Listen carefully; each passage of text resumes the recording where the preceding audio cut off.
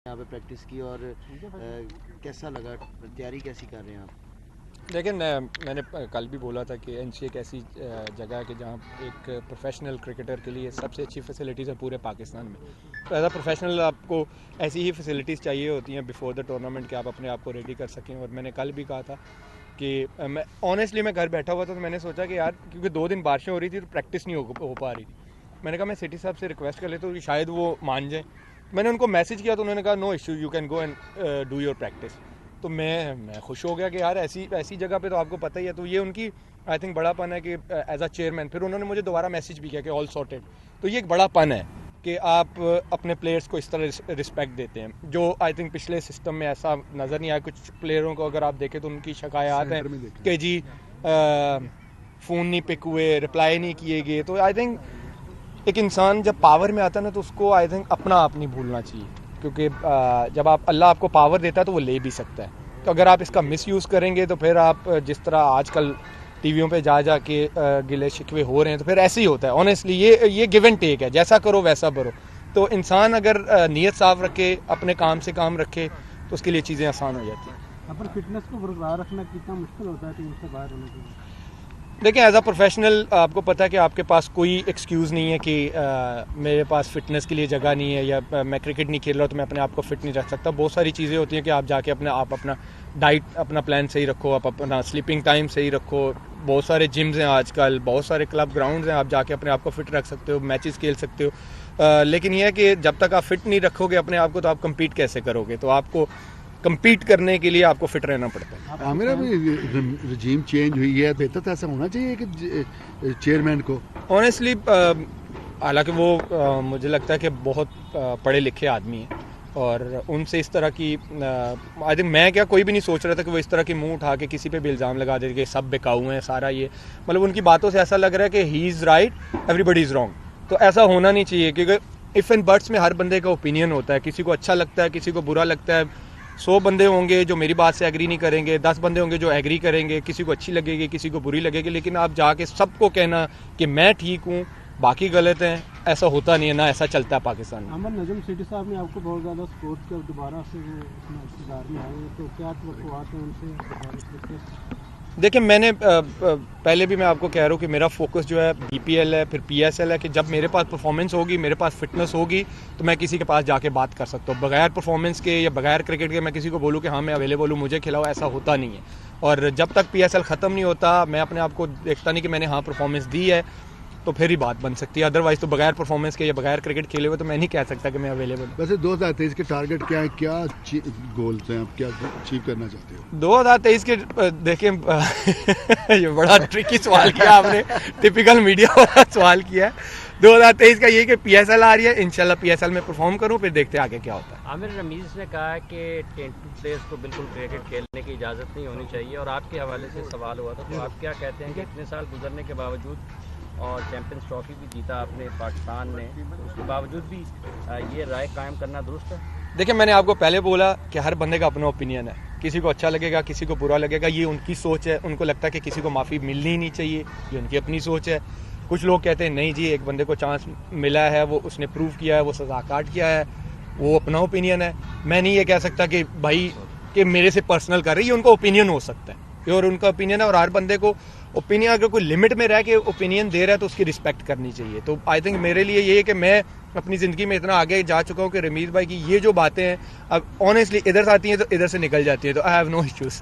माजी में हमने देखा कि वर्कलोड का बड़ा इशू होता था, जिसकी वजह से आप और वहाब ने जब कहा कि हम T20 खेलेंगे तो बड़ी तनकीद हुई, बोर्ड की जानिब से भी बड़ा ये कहा गया। और अब हमने देखा कि शाहीन हारिस और उनको बाकायदगी से खिलाकर जो है वो मुख्तलिफ इंजरीज़ का शिकार हुए। क्या आपको लगता है ये इस तरह करना बनता था साबिक मैनेजमेंट का?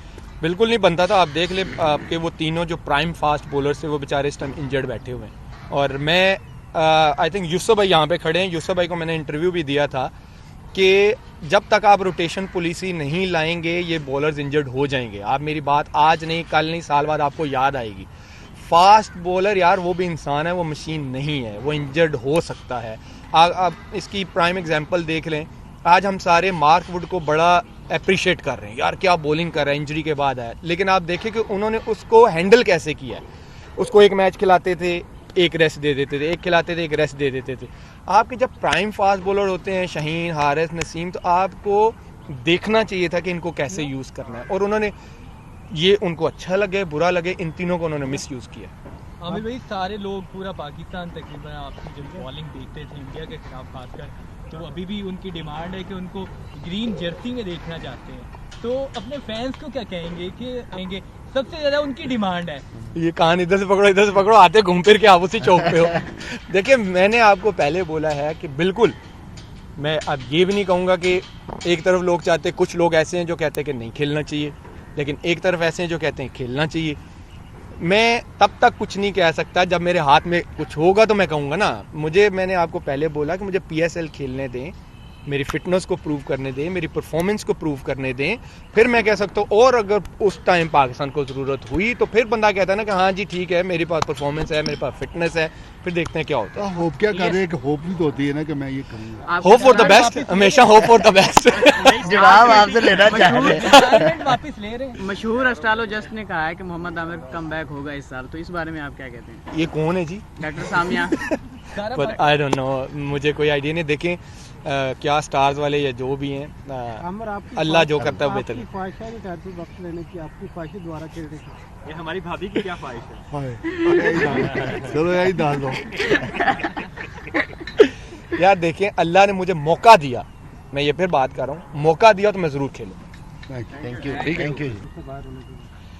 देखिए, एज अ प्रोफेशनल आपको पता है कि आपके पास कोई एक्सक्यूज़ नहीं है कि मेरे पास फिटनेस के लिए जगह नहीं है, या मैं क्रिकेट नहीं खेल रहा तो मैं अपने आप को फिट नहीं रख सकता। बहुत सारी चीज़ें होती हैं कि आप जाके अपना डाइट, अपना प्लान सही रखो, आप अपना स्लीपिंग टाइम सही रखो। बहुत सारे जिम्स हैं आजकल, बहुत सारे क्लब ग्राउंड्स हैं, आप जाके अपने आप को फिट रख सकते हो, मैचेस खेल सकते हो। लेकिन यह है कि जब तक आप फिट नहीं रखोगे अपने आप को तो आप कम्पीट कैसे करोगे? तो आपको कम्पीट करने के लिए आपको फिट रहना पड़ता है। आमिर, अभी रजीम चेंज हुई है, बेहतर तो ऐसा होना चाहिए कि चेयरमैन को ऑनेस्टली, हालांकि वो मुझे लगता है कि बहुत पढ़े लिखे आदमी हैं, और उनसे इस तरह की आई थिंक, मैं क्या कोई भी नहीं सोच रहा था कि वो इस तरह की मुंह उठा के किसी पे भी इल्ज़ाम लगा दे कि सब बेकाऊ हैं सारा। ये मतलब उनकी बातों से ऐसा लग रहा है कि he is right, everybody is wrong. तो ऐसा होना नहीं चाहिए, क्योंकि इफ़ एंड बट्स में हर बंदे का ओपिनियन होता है, किसी को अच्छा लगता है, किसी को बुरा लगता है। 100 बंदे होंगे जो मेरी बात से एग्री नहीं करेंगे, 10 बंदे होंगे जो एग्री करेंगे, किसी को अच्छी लगेगी, किसी को बुरी लगेगी। लेकिन आप जाके सबको कहना कि मैं ठीक हूँ बाकी गलत हैं, ऐसा होता नहीं है, ना ऐसा चलता है पाकिस्तान में। अमन नजम सेठी साहब ने आपको बहुत ज़्यादा सपोर्ट किया, दोबारा से वो इक़्तिदार में आए, तो क्या तवक्कुआत हैं उनसे? देखिए, मैंने पहले भी मैं आपको कह रहा हूँ कि मेरा फोकस जो है BPL है, फिर PSL है, कि जब मेरे पास परफॉर्मेंस होगी, मेरे पास फिटनेस होगी, तो मैं किसी के पास जाके बात कर सकता हूँ। बगैर परफॉर्मेंस के या बगैर क्रिकेट के मैं किसी को बोलूँ कि हाँ मैं अवेलेबल हूँ, मुझे खिलाओ, ऐसा होता नहीं है। और जब तक PSL ख़त्म नहीं होता, मैं अपने आप को देखता नहीं कि मैंने हाँ परफॉर्मेंस दी है, तो फिर ही बात बन सकती है। अदरवाइज तो बगैर परफॉर्मेंस के या बगैर क्रिकेट खेले हुए तो मैं नहीं कह सकता कि मैं अवेलेबल हूँ। वैसे 2023 के टारगेट क्या है, क्या गोल्स हैं, आप क्या अचीव करना चाहते हो? 2023 के देखिए ये बड़ा ट्रिकी सवाल किया आपने, टिपिकल मीडिया वाला सवाल किया है। 2023 का ये कि PSL आ रही है, इंशाल्लाह PSL में परफॉर्म करूँ, फिर देखते हैं आगे क्या होता है। आमिर, रमीज़ ने कहा है कि टेंट प्लेयर्स को बिल्कुल क्रिकेट खेलने की इजाज़त नहीं होनी चाहिए, और आपके हवाले से सवाल हुआ था, तो आप क्या कहते हैं कि इतने साल गुजरने के बावजूद